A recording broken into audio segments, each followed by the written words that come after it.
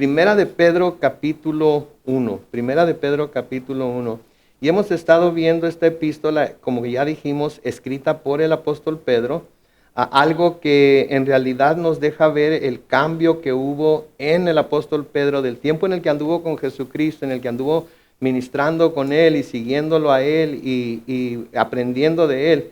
Y el Pedro que fue lleno del Espíritu Santo y que en el día de Pentecostés, que a propósito hoy se celebra, fue el que salió al balcón del aposento alto y empezó a predicar a Cristo y 3,000 almas se convirtieron, ¿verdad? Entonces estamos viendo a dos Pedros muy diferentes en el Pedro que vemos en los evangelios y en el Pedro que vemos que escribió esta carta.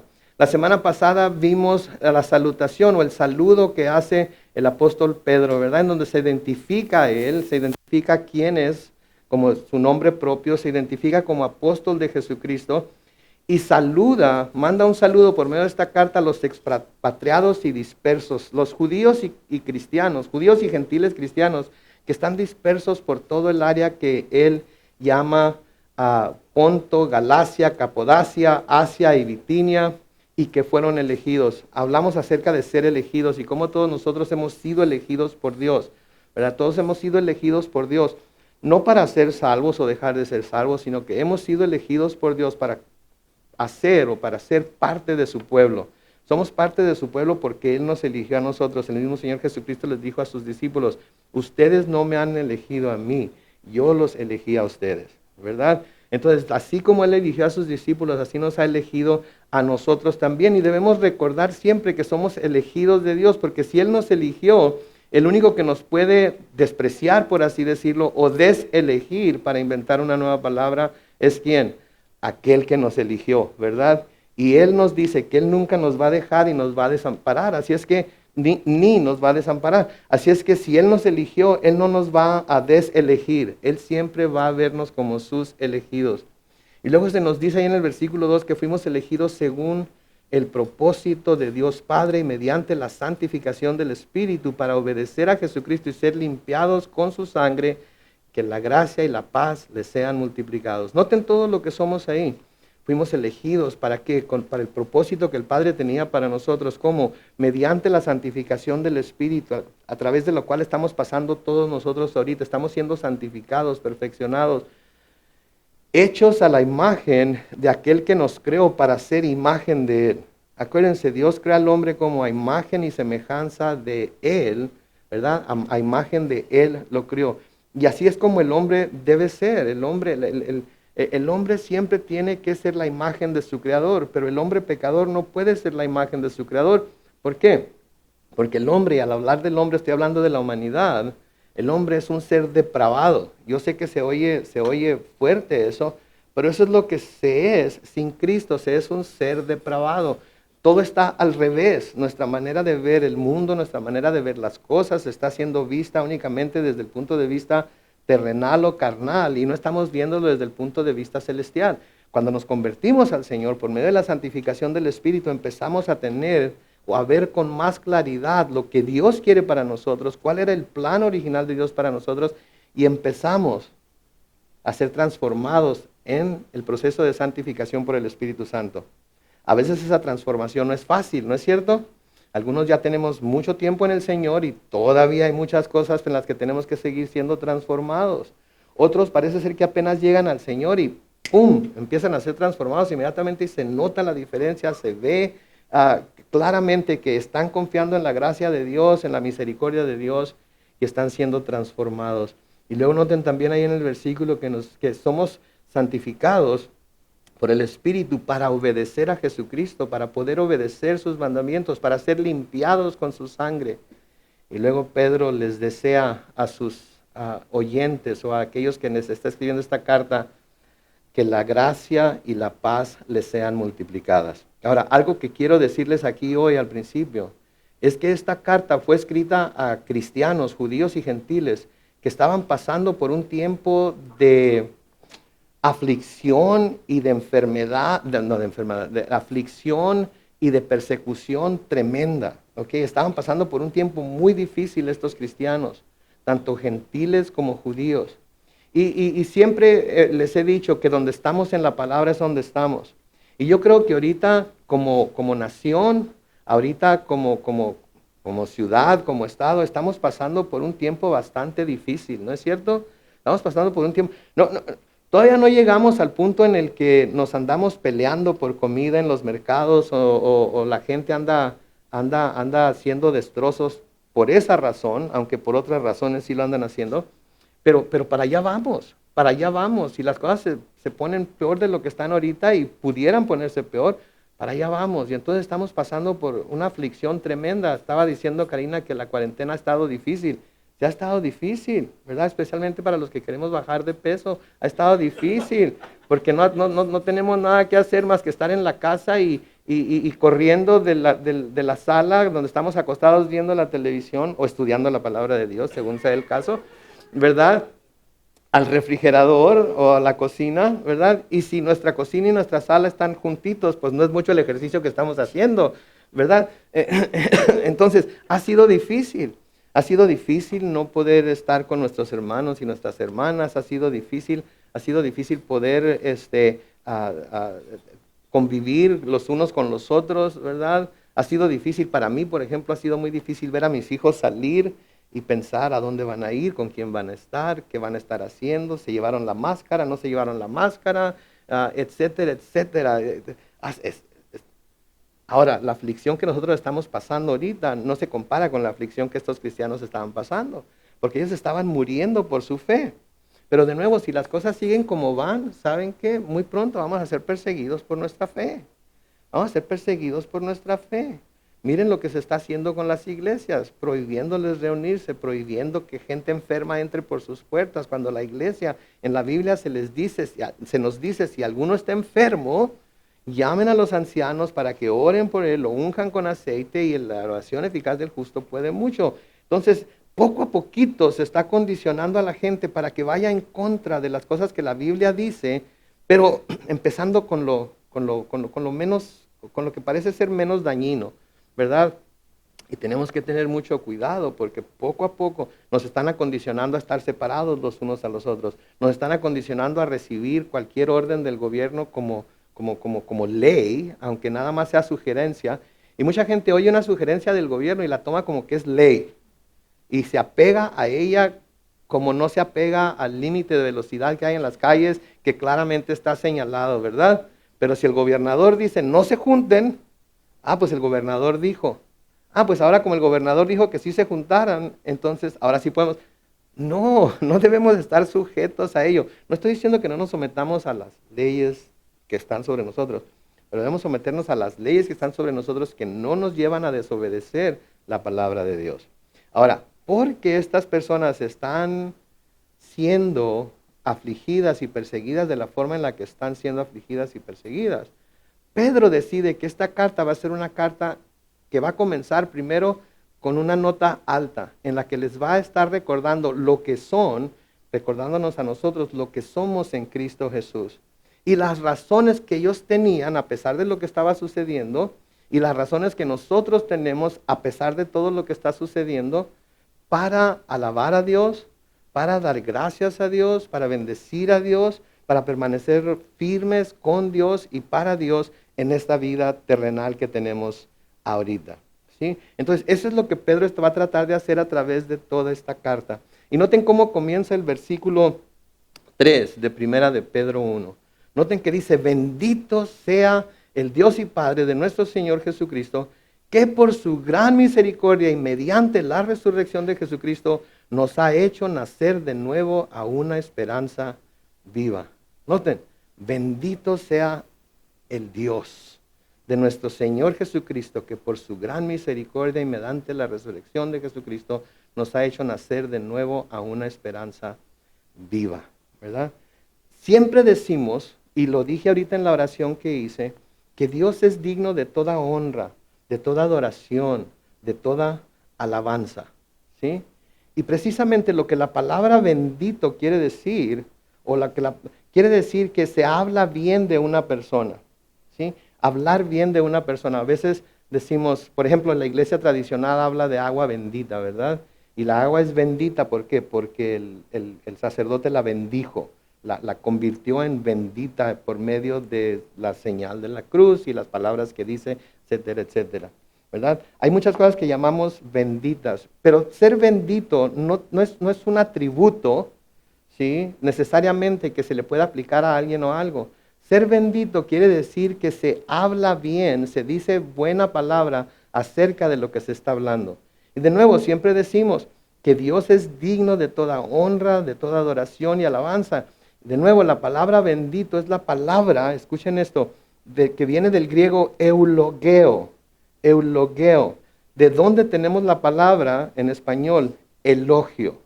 Y todos sabemos lo que es un elogio, ¿verdad? Todos sabemos lo que es un elogio.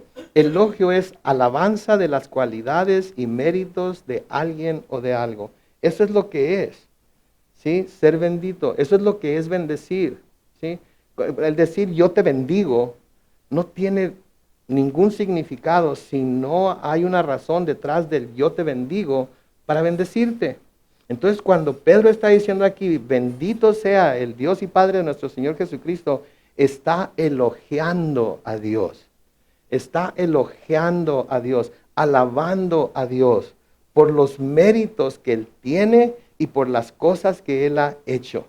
¿Sí? Y la cosa por la que Pedro está llamando aquí al pueblo de Dios, judío y gentil, que alabe a Dios, no son las cosas por las que nosotros normalmente decimos o queremos alabar a Dios, ¿verdad?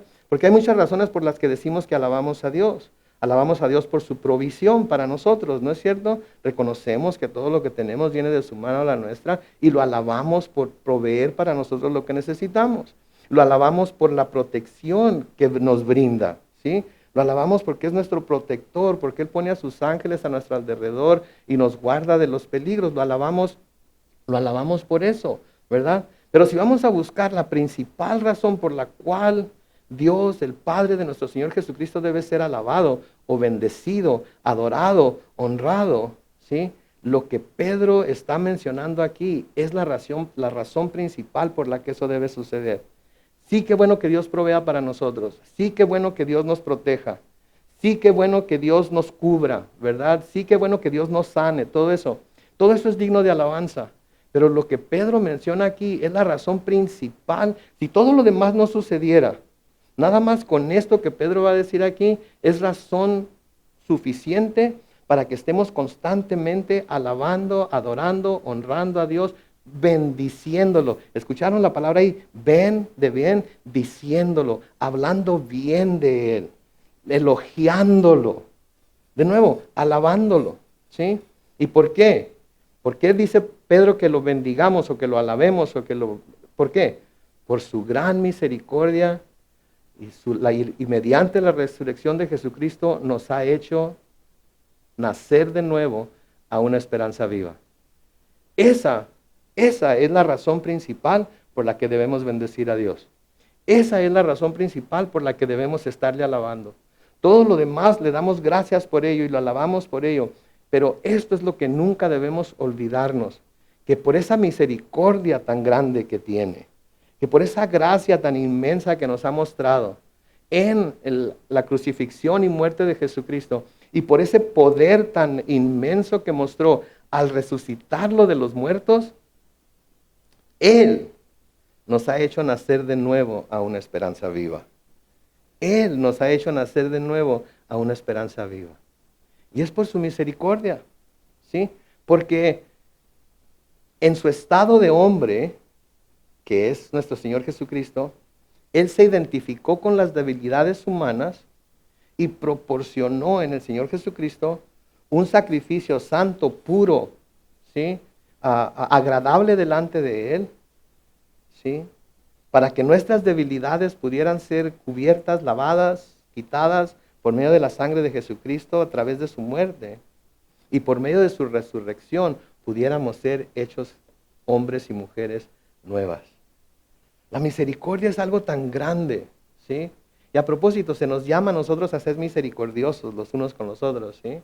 Porque se nos llama que el que quiera recibir misericordia tiene que ser, ¿qué? Misericordioso. Pero quiero que escuchen porque es muy fácil decir misericordia, ¿sí? Pero si vemos la etimología de la palabra, si vemos cómo se separa la palabra, tiene dos palabras ahí, miseria y acorde, ¿sí? Y lo que quiere decir ahí básicamente es que cuando tenemos misericordia de alguien, nos estamos identificando con su estado miserable, el estado miserable en el que se encuentra, ¿sí? Por eso hizo lo que hizo, por eso nos hizo lo que nos hizo.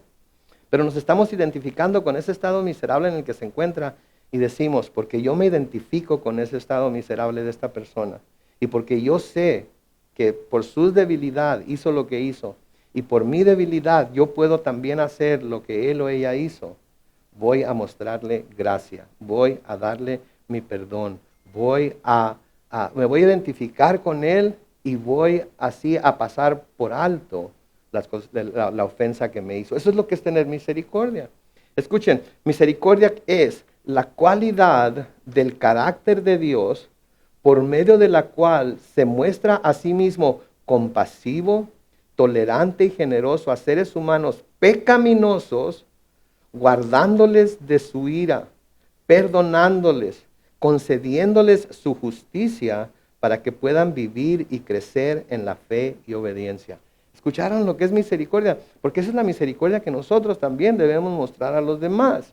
Noten, cualidad del carácter de Dios, y por eso necesitamos ser santificados y transformados más y más a la imagen de Dios, porque por nosotros mismos no somos capaces de hacer esto, ¿sí? Pero por eso dice, cualidad del carácter de Dios por medio de la cual se muestra a sí mismo compasivo, tolerante y generoso a seres humanos pecaminosos, guardándoles, que quiere decir protegiéndoles. Por su misericordia nos está guardando, nos está protegiendo de su ira, perdonándonos nuestros pecados, concediéndonos su justicia. Y no quiere decir que nos está haciendo justicia, quiere decir que nos está haciendo justos, ¿sí? Nos está haciendo justo lo que necesitamos ser para poder tener comunión con Él. Por favor, démonos cuenta de estas cosas. Este es Pedro, el pescador, el que está diciendo este tipo de cosas que no se pueden decir si no es por medio del Espíritu Santo. Entonces, guardándonos de su ira, perdonándonos, concediéndonos su justicia, haciéndonos justos como Él es justo, para que podamos vivir y crecer en la fe y obediencia. ¿Sí? Esta misericordia es expresada por medio del pacto que Él, Dios, hizo con su pueblo escogido, ¿sí? Pueblo escogido de Dios, ¿quiénes son? Los judíos. Pero el pueblo escogido de Dios también, ¿quiénes somos? Los que hemos creído en Cristo. Acuérdense, Él nos escogió, Él nos eligió, ¿sí? Y por medio de la muerte expiatoria de Jesucristo en la cruz, que quiere decir por medio de su muerte en el lugar nuestro, porque nosotros éramos los que debíamos haber sido crucificados, ¿sí? Y la resurrección de Jesucristo de entre los muertos. Y noten que es mediante la resurrección, es la misericordia y la resurrección. ¿Por qué? Porque la resurrección es la prueba de que Dios puede salvarnos y darnos vida eterna. Hablamos acerca de esto el domingo de resurrección, pero vale la pena recordarlo. La resurrección es el fundamento de la salvación, ¿sí? Pablo nos dice en 1 Corintios 15 que si Jesucristo no resucitó, entonces nosotros estamos en nuestros pecados. Y si nosotros estamos en nuestros pecados, no hay salvación para nosotros. Entonces nuestra salvación depende o está fundada sobre el hecho de que Jesucristo resucitó de los muertos. Y porque Él vive, nosotros también viviremos. ¿Ok? Porque Él vive, nosotros también viviremos. Entonces la resurrección es clave aquí. Por eso Pedro está diciendo que es por su misericordia, pero también por la resurrección de Jesucristo. En Romanos, en el capítulo 4, los versículos 22 al 25, hablando aquí de Abraham, Pablo escribe, por eso su fe, la fe de Abraham, se le tomó en cuenta como justicia. Y no solamente con respecto a él se escribió que se le tomó en cuenta, sino también con respecto a nosotros, pues Dios tomará en cuenta nuestra fe. Noten esto, si creemos en el que levantó de los muertos a Jesús nuestro Señor, el cual fue entregado por nuestros pecados y resucitó para nuestra justificación. Entonces, la fe que le fue tomada por justicia a Abraham es la misma fe que va a ser tomada por justicia a nosotros si creemos en el que levantó de los muertos a Jesús nuestro Señor, el cual fue entregado por nuestros pecados y resucitó para nuestra justificación. ¿Qué quiere decir? Que si no resucitó, ninguno de nosotros está justificado delante de Dios. Y si ninguno de nosotros está justificado delante de Dios, ¿cómo es que vamos a poder justificarnos nosotros mismos delante de Él? No hay manera. Porque la única manera en la que se puede ser justificado, el escritor a los Hebreos nos dice que sin sangre no hay remisión de pecados. La sangre de Cristo fue derramada sobre la cruz para limpiar nuestros pecados y por su resurrección nosotros somos justificados delante de Dios. En Juan capítulo 11, en donde se habla de Lázaro y sus dos hermanas, ¿se acuerdan? El Señor va a visitar a Lázaro, pero ya está muerto y sus hermanas le dicen, si hubieras venido antes, etcétera, etcétera, nuestro hermano no hubiera muerto, ¿sí? Y el Señor Jesucristo les dice en Juan capítulo 11, versículos 25 y 26, yo soy la resurrección y la vida, el que cree en mí, aunque esté muerto, vivirá, y todo aquel que vive y cree en mí, no morirá eternamente. Y luego le dice, ¿crees esto? ¿Sí?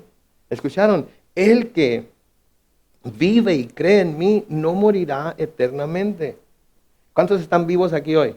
Levanten la mano todos los que están vivos. Ok, hay uno que otro que ya se murió, pero no se ha caído todavía. No se ha caído. Ok. Todos estamos vivos, ¿verdad? Levanten la mano todos los que crean en Jesucristo. Ok. Noten lo que dice ahí, no morirá eternamente. Quiere decir que nunca vamos a morir. Nunca vamos a morir. Aun cuando nuestro cuerpo deje de respirar, aun cuando nuestros pulmones dejen de jalar oxígeno, nuestro corazón deje de latir, como creyentes en Jesucristo no morimos. Simplemente nos cambiamos de lugar. Pasamos de esta vida terrenal a nuestra vida eterna, celestial, en su presencia para toda la eternidad. ¿Sí? Y por eso estas cosas que Pedro les está diciendo aquí a estos cristianos es para que se acuerden de lo que tienen en el Señor Jesucristo. ¿Sí? En Romanos capítulo 10 y el versículo 9 se nos dice, si confiesas con tu boca que Jesús es el Señor y crees en tu corazón que Dios lo levantó de los muertos, y luego afirma, serás salvo. ¿Ok? Entonces, por haber creído eso, por haber nosotros puesto nuestra fe en lo que Jesús hizo en la cruz y en lo que Dios hizo al resucitarlo de los muertos, somos salvos. ¿Sí? Nosotros, en este tiempo en el que estamos viviendo, juntamente con los cristianos a quienes Pedro escribió esta carta, debemos recordar lo que somos en Cristo y debemos recordar lo que Él ha ganado para nosotros por medio de su muerte y resurrección, y debemos de bendecirlo diariamente, alabarlo diariamente, elogiarlo diariamente. Y cuando se trata de elogiar, no se trata de pensarlo, se trata de decirlo. ¿Saben? Cuando hay un funeral se le llama elogio, ¿verdad? En inglés se le llama eulogy. A la persona o personas que se ponen de pie a decir las cosas, o a testificar de lo bueno que era la persona, de lo bondadoso que era, de lo alegre, etc. Eso es un elogio, ¿sí? Esto quiere decir para nosotros que diariamente debemos estar elogiando a nuestro Señor. Y si lo vamos a elogiar, esto no va a ser en secreto, no va a ser en silencio. Cada vez que tengamos la oportunidad de elogiarlo delante de otros, vamos a hacerlo porque esto es lo que somos llamados a hacer. Y noten, que hizo esto, ¿sí? Hizo esto, ¿para qué? Para hacernos nacer de nuevo a una esperanza viva. ¿Sí? Lo hizo para darnos un nuevo nacimiento. Lo hizo para reconstruirnos, por así decirlo. Para rehacernos. ¿Sí? ¿Sí? Nos tiene que hacer nacer de nuevo. Es imperativo que nazcamos o nazcamos. A ver, esos expertos en gramática en español. Ok, nazcamos para unos, nazcamos para otros. Ok, a ustedes escojan. Ok. Entonces, es imperativo que que nazcamos de nuevo, ¿ok? Porque si no nacemos de nuevo, escuchen esto por favor, presten atención, si no nacemos de nuevo, no podemos entrar en el reino de los cielos. Si no nacemos de nuevo, si no hemos nacido de nuevo, no podemos entrar en el reino de los cielos. Y no lo estoy diciendo yo, fue el mismo Señor Jesucristo quien lo dijo. ¿Sí? Porque si Dios no nos da nueva vida, si Dios no nos hace nacer de nuevo, vamos a permanecer muertos en nuestras transgresiones y pecados, nuestras transgresiones y delitos, y no vamos a poder entrar al reino de los cielos. ¿Se acuerdan cuando Nicodemo fue a visitar a nuestro Señor Jesucristo de noche? Juan capítulo 3, los varones y yo hemos estado estudiando Juan capítulo 3 y ha sido, qué bárbaro, una bendición tremenda verlo versículo por versículo. Pero Nicodemo fue a visitarlo y sabemos que vienes de Dios porque para hacer las cosas que tú haces es necesario que alguien venga de Dios, etcétera, etcétera. Y el Señor de repente le dice, de cierto te digo, que el que no nace de nuevo no puede ver el reino de Dios. Así de sencillo. Pero yo voy a la iglesia todos los domingos. Ok, pero ¿ya naciste de nuevo? Pero yo le leo la Biblia y la estudio y la comparto todos los días. Ok, pero ya naciste de nuevo. Pero yo soy un fiel diezmador a la iglesia. Ok, pero ya naciste de nuevo. Sí, lo estás haciendo porque es tu nueva naturaleza el hacerlo. Lo estás haciendo porque crees que con eso te vas a ganar el favor de Dios. Si no has nacido de nuevo, no podrás ver el reino de Dios. Punto y aparte. Debemos estar entonces siempre completamente confiados de que hemos nacido de nuevo. ¿Sí? Que el Espíritu de Dios está en nosotros. Que ese Espíritu nos está llevando a comprender más y más el corazón de Dios. Y nos está dando el poder por medio de la santificación para obedecer a Cristo y para crecer en nuestra fe en Él. Entonces es necesario que se nazca de nuevo. ¿Sí? Y esto es algo que solamente Dios puede hacer. No es algo que podamos hacer por nosotros mismos. Ninguno de nosotros nos podemos hacer nacer de nuevo. ¿Cuántos de nosotros a través de nuestra vida hemos querido transformar algo acerca de nosotros y ya tenemos 5, 10, 15, 20 años tratando de cambiarlo y todavía no podemos? Todavía estamos luchando con ello. ¿Por qué? Porque nosotros no tenemos la habilidad para cambiarnos a nosotros mismos. Por eso es necesario que vengamos a Jesucristo. Por eso es necesario que lo aceptemos como nuestro Señor, que lo proclamemos nuestro Rey, que lo declaremos nuestro Dios. Si algo hay que debemos declarar es que Jesucristo es nuestro Dios. ¿Sí? Hay mucha gente declarando todo tipo de cosas, pero hay que declarar que Él es nuestro Dios, hay que declarar que Él es nuestro Rey, hay que declarar que Él es nuestro Salvador, que lo reconocemos como tal, y hay que reconocer que Él es el único que nos puede hacer nacer de nuevo, transformarnos, hacernos nuevas criaturas. ¿Sí?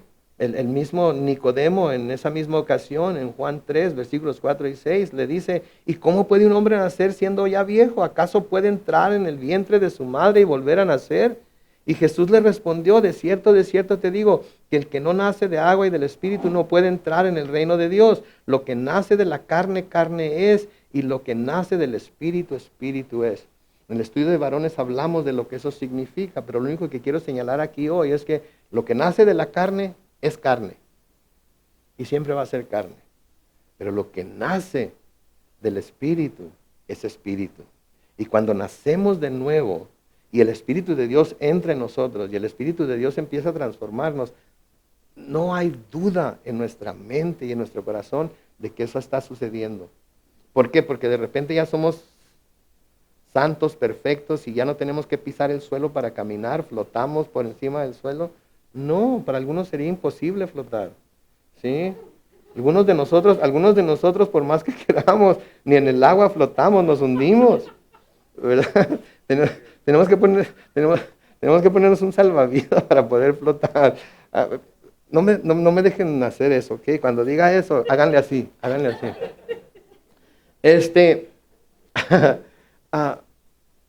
Pero el que sí puede hacerlo es Dios. El que sí puede hacernos o ayudarnos o a nacer de nuevo, porque es lo necesario para ver el reino de Dios, es Él. ¿Sí? Cuando vamos a Él y reconocemos lo que somos y le decimos, Señor, tú transfórmame, porque yo no puedo transformarme. Ya he tratado por muchos años de dejar de ser tan enojón y no se me quita lo enojón. Ya he tratado por muchos años de que se me quite lo gritón y sigo siendo bien gritón. Ya he tratado por muchos años de que se me quite lo glotón y sigo bien glotón. Sí, ya he intentado mucho tiempo dejar de hacer esto o comenzar a hacer aquello y no he podido, Señor. Tú hazlo en mí. ¿Sí? Por eso Pablo escribe en 2 de Corintios 5:17, de modo que si alguno está en ¿quién? En Cristo. De modo que si alguno está en Cristo, nueva criatura es. ¿Sí? Todas las cosas viejas que pasaron y todas han sido hechas ¿qué? Pero ¿cómo? En Cristo, en Cristo, en Cristo, en Cristo, en Cristo, porque fuera de Él no se puede. No se puede. Sí, tenemos que estar en Él. Sí. Sí, esa es la gran diferencia. Y esto trae una gran diferencia en la forma de pensar de nosotros como cristianos, de la forma de pensar en el mundo. ¿Sí? Y creo que todos los que hemos sido cristianos por algún tiempo nos damos cuenta de eso. Que en muchos aspectos, y espero que en muchísimos aspectos para los que tenemos más tiempo en el Señor, nuestra manera de pensar difiere mucho de la manera de pensar del mundo. ¿Sí? El hombre, o más bien voy a decir la humanidad sin Cristo, lo único que tiene es lo que puede ver, ¿no es cierto? Lo único que tiene es lo que puede tocar, lo que puede sentir mientras está vivo. ¿Sí? Pero eso, y porque eso es lo que el hombre natural tiene, lo más lo que puede ver y lo que puede tocar y lo que puede sentir. Por eso tiene una constante preocupación por siempre tener más grande y más nuevo. ¿Sí? Porque eso es lo único que lo motiva. ¿Sí? Pero ¿qué pasa después de esta vida cuando ya no podamos ver, ni tocar, ni sentir las cosas materiales que hoy nos hacen tan feliz? ¿Qué pasa entonces? ¿Qué va a pasar entonces? ¿Sí? Para el hombre natural, hermanos y hermanas, es como aquella canción que dice, se vive solamente una vez, ¿verdad? Hay que aprender a qué. Hay otra palabra ahí, a gozar y a querer. A gozar y a querer. Sí, en inglés había, ya ahorita quién sabe qué será, pero decían YOLO, ¿verdad? You only live once. Entonces hay que darle vuelo a la hilacha, dice mi mamá. O sea, hay que darle vuelo a la hilacha, hay que comer, beber y divertirnos porque mañana nos vamos a morir y ahí se va a acabar todo. Eso es lo que el hombre natural piensa. ¿Sí? Se vive solamente una vez. Y si se piensa que esto es todo lo que hay, ¿sí? Lo que vemos aquí en la tierra, lo que pasamos aquí en la tierra, ¿sí? Entonces, ¿qué manera tan triste de vivir en realidad? Porque pónganse a pensar en lo que estamos pasando ahorita. ¿Sí? Todos, bueno, no todos traemos, pero todos ustedes tienen tapabocas. ¿Sí? Bueno, no todos, uno que otro no, ¿verdad? Uno que otro rebelde por ahí no, ¿verdad? Pero todos tienen tapabocas. ¿Por qué? ¿Por qué? Porque tenemos miedo de contaminar o de ser contaminados, ¿cierto? Esa es una manera de vivir. Es una manera de ir a la iglesia. Es una manera de ir al mercado. Esa es la manera no, ¿sí? Pero si esta es nuestra nueva normalidad, ¿qué clase de vida vamos a tener? Nunca vamos a poder saludar a nadie de mano, excepto a nuestra propia familia. Nunca vamos a poder abrazar a nadie, nada. ¿Sí? ¿Por qué? Porque tenemos miedo, porque esto es todo lo que tenemos. ¿Sí? Vamos a tener miedo de perder nuestra casa, vamos a tener miedo de perder nuestro trabajo, que mucha gente está. ¿Saben cuántas solicitudes de desempleo se sometieron al gobierno la semana pasada? 2.1 millones. 2.1 millones. Y está bajando la cantidad de personas que están solicitando desempleo.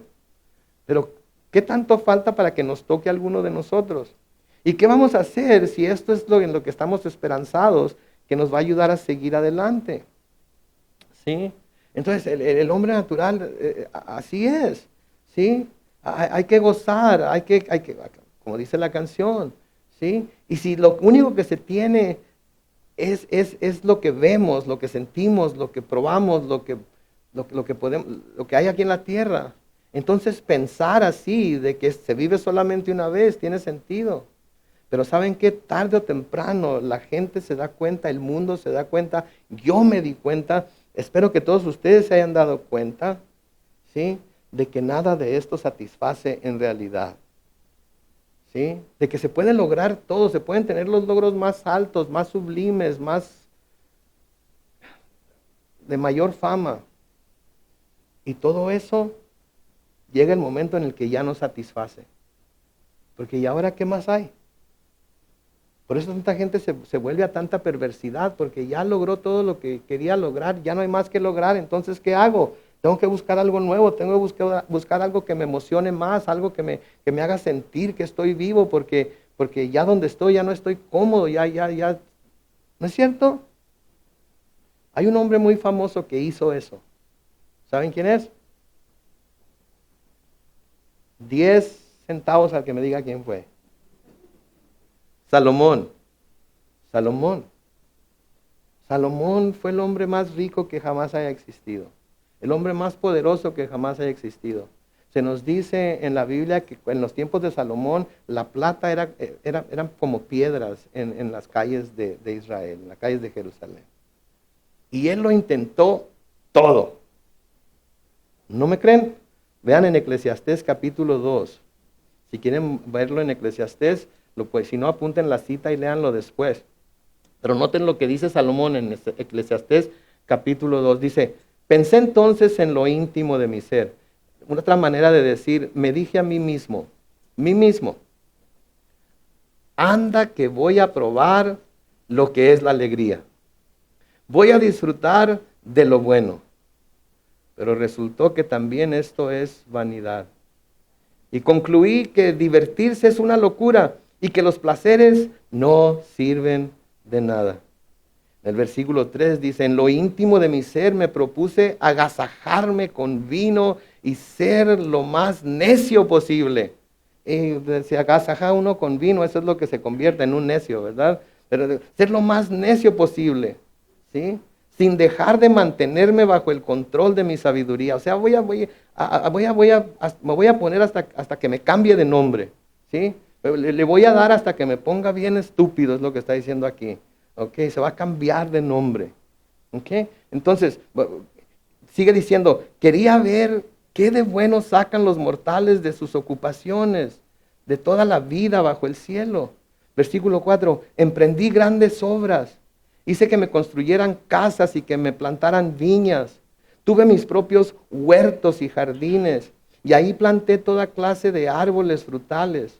Mandé construir estanques de agua para poder regar la floresta donde crecían los árboles. Compré esclavos y esclavas y tuve criados que nacieron en mi casa. Tuve también grandes ganados de vacas y de ovejas, más que todos los que reinaron antes de mí en Jerusalén. Acumulé plata y oro y tesoros que antes fueron de otros reyes y provincias. Tuve cantores y cantoras y disfruté de los placeres humanos. Noten esto, habidos y por haber. ¿Ustedes creen que Salomón le dio vuelo a la hilacha? ¡Qué bárbaro! Se destrampó completamente el vato, ¿no es cierto?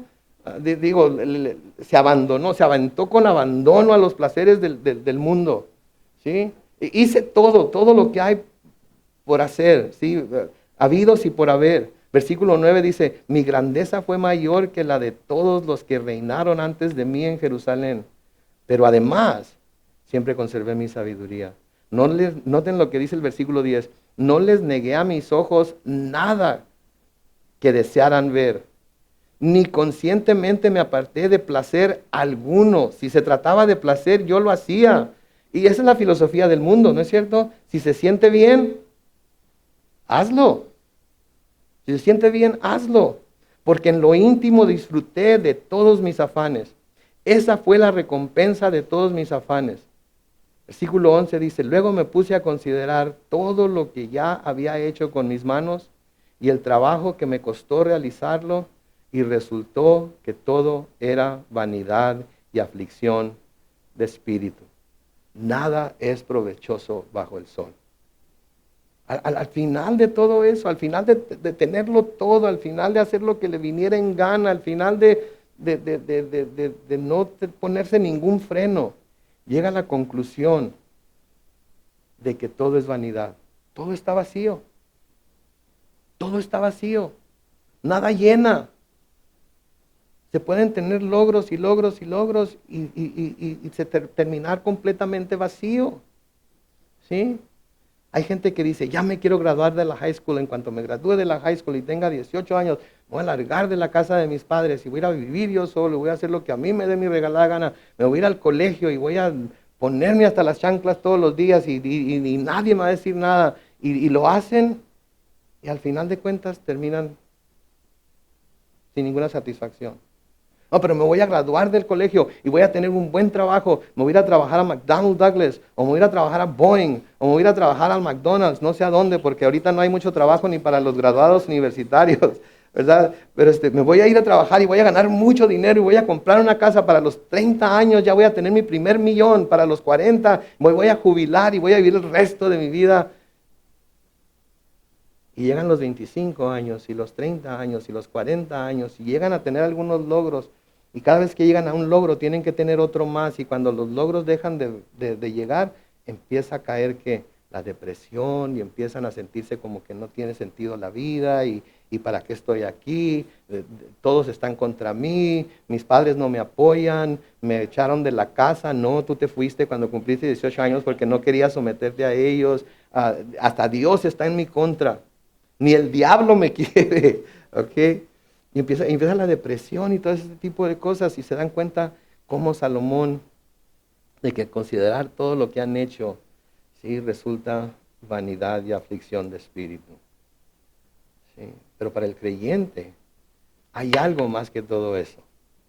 Hay algo más que todo eso. Y eso es de lo que Pablo nos está hablando aquí. De nuevo, noten ahí en el versículo 3, la segunda parte, que por su misericordia y mediante la resurrección de Jesucristo nos ha hecho nacer de nuevo, ¿a qué? A una esperanza viva. A una esperanza viva. Mis hermanos, nosotros no hemos nacido de nuevo para no tener esperanza. Sí, nosotros hemos nacido de nuevo para tener una esperanza viva. Y por eso vemos todo lo que está sucediendo como pasajero, temporal. En realidad, no importa. ¿Por qué?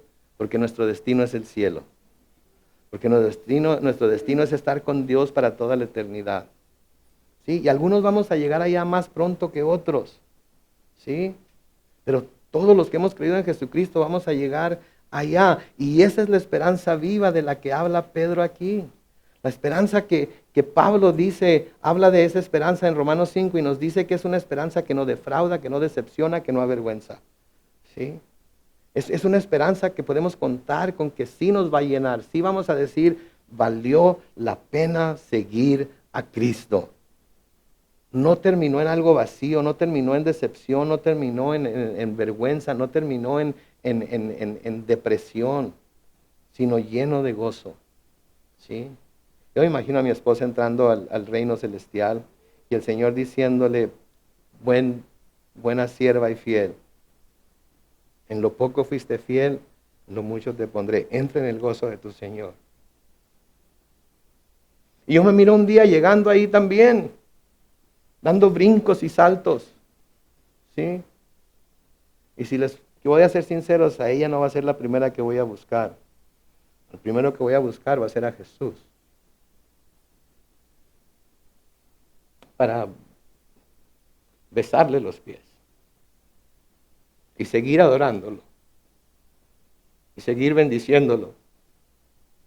Y seguir dándole las gracias por lo que hizo por ella y por mí. Esa es la esperanza viva.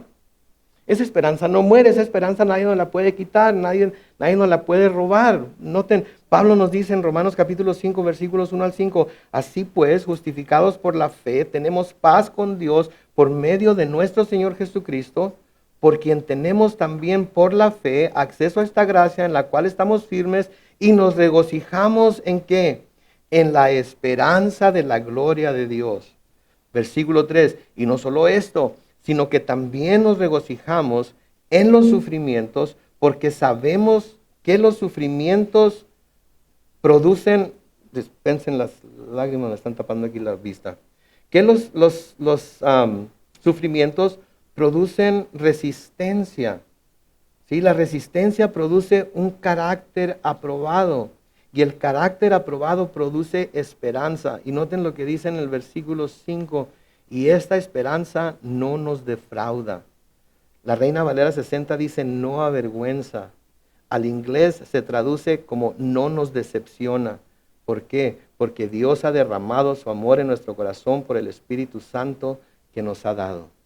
Sí, como seres humanos a menudo es difícil visualizar lo que es esta esperanza. ¿Sí? Nuestra perspectiva terrenal tiene la habilidad de bloquear u opacar lo celestial. ¿Sí? Y por eso es necesario, mis hermanos, que día con día con día, constantemente estemos pidiendo a Dios que nos ilumine con su luz para que podamos ver claramente lo glorioso de la esperanza que tenemos en Cristo. Porque es muy fácil perder la visión de esa esperanza cuando vemos todo lo que está sucediendo a nuestro alrededor. Cuando vemos lo de la pandemia, cuando vemos a estos policías que brutalmente mataron a este hombre, ¿por qué? ¿Por qué lo mataron? ¿Por $20 falsos o por un cheque falso? Ni siquiera sé, los reportes vienen de todos lados y de diferentes formas. El camarada estaba sobre sus rodillas sobre el cuello y él estaba así muy quitado de la pena. 3 minutos después de que este hombre dejó de responder, todavía tenía su rodilla puesta en el cuello de este hombre. ¿Y qué hace la gente para protestar lo que sucedió? Se agarra quemando negocios y saqueando negocios, y muchos de esos negocios pertenecen a gente de color que se ha esforzado toda su vida para tener esos negocios, para poder hacer algo por sí mismos, y ahora estos protestando a favor de este hombre que fue muerto a manos de los policías, que por cierto ya fueron arrestados, cuando menos el principal fue arrestado y se le acusa de homicidio en 3er grado, ¿sí? Todo bajo el pretexto de que están protestando el racismo, y etcétera, etcétera. ¿Hay racismo? Sí lo hay, sí lo hay. Hay de güero contra moreno, y de moreno contra güero, y de moreno contra amarillo, y de amarillo contra morado, y de mexicano. Lo hay de mexicano contra mexicano, ¿no es cierto? ¡Qué bárbaro! Los güeros de los extremos de Estados Unidos le dan carrilla a los sureños, ¿verdad? Y los mexicanos de la capital le dan carrilla a los que vienen de Oaxaca, y los que vienen de Oaxaca a Tijuana se les da carrilla por esto, por cómo se viste. Hay racismo. Somos una raza. Todos somos la raza humana y somos una raza caída, no importa de qué color seamos. ¿Sí? ¿Sí? Entonces, si no fuera por esta esperanza que tenemos en Cristo, imagínense lo que sucedería. ¿Cómo estaríamos ahorita? Yo ya habría comprado un tanque y lo hubiera puesto detrás de mi casa para cuando vengan para cuando, para cuando vengan por mi comida y por mi agua y por mi Rockstar que tengo guardado ahí en el refrigerador. ¿Sí? Ya tuviera un rifle en cada ventana, una bazooka ahí a un lado de mi cama y un tanque en el patio trasero, porque ahí vienen y tenemos que defendernos. Me hace la hermana, ya acordé. Acá por este lado también, entonces ahí están de acuerdo. Pero es cierto, así estuviéramos, ¿no es cierto? Pero tenemos una esperanza en Cristo. Y tenemos que pedirle a Él diariamente, constantemente, que nos ilumine con su luz para que veamos lo glorioso de esa esperanza. Por eso Pablo les dice a los Efesios, noten en Efesios capítulo 1, versículos 18 al 20, ¿sí? Efesios 1, 18 al 20. Pido también que Dios les dé la luz necesaria para que sepan cuál es la esperanza a la cual los ha llamado, cuáles son las riquezas de la gloria de su herencia en los santos, y cuál la supereminente grandeza de su poder para con nosotros, los que creemos, según la acción de su fuerza poderosa, la cual operó en Cristo y lo resucitó de entre los muertos y lo sentó a su derecha en los lugares celestiales. En otras palabras, Pablo está diciendo, yo oro por ustedes para que Dios les alumbre, les dé su luz y puedan saber que saben cuál es la esperanza que tienen en Cristo. Sí, para que no se dejen llevar por lo que está pasando a su alrededor y crean que no hay esperanza, que no hay más que esto. Porque si esto es todo lo que hay, en serio, yo no quiero seguir aquí. Decía Karina que a lo mejor el Señor se tarda 50 años en volver. No, no, no, no, no, no, no. Yo quiero que vengan los próximos 50 minutos. ¿Quién dice amén? Sí, porque saliendo de aquí voy a tener que, ¿y ahora qué voy a comer? ¿Y luego qué voy a hacer en la casa? Y tengo que limpiar esto y tengo que limpiar aquello, ¿verdad? Oh my God. Ahora, noten lo que dice ahí en el versículo 20, la cual operó en Cristo y lo resucitó de entre los muertos y lo sentó a su derecha en los lugares celestiales. Ahora, ¿quieren saber algo más glorioso todavía que eso? Algo más glorioso todavía que eso es que así como el Padre sentó a Cristo a su derecha en los lugares celestiales, así nos ha destinado a nosotros a estar sentados en los lugares celestiales con Él también.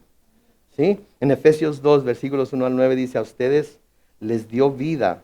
Noten cuando aún estaban muertos en sus delitos y pecados, los cuales en otro tiempo practicaron, pues vivían de acuerdo a la corriente de este mundo y en conformidad con el príncipe del poder del aire, que es el espíritu que ahora opera en los hijos de desobediencia. Entre ellos todos nosotros también vivimos en otro tiempo. Seguíamos los deseos de nuestra naturaleza humana y hacíamos lo que nuestra naturaleza, nuestros pensamientos nos llevaban a hacer. Éramos por naturaleza objetos de ira, de la cual ahora Dios nos protege, ¿se dan cuenta de eso? Como los demás.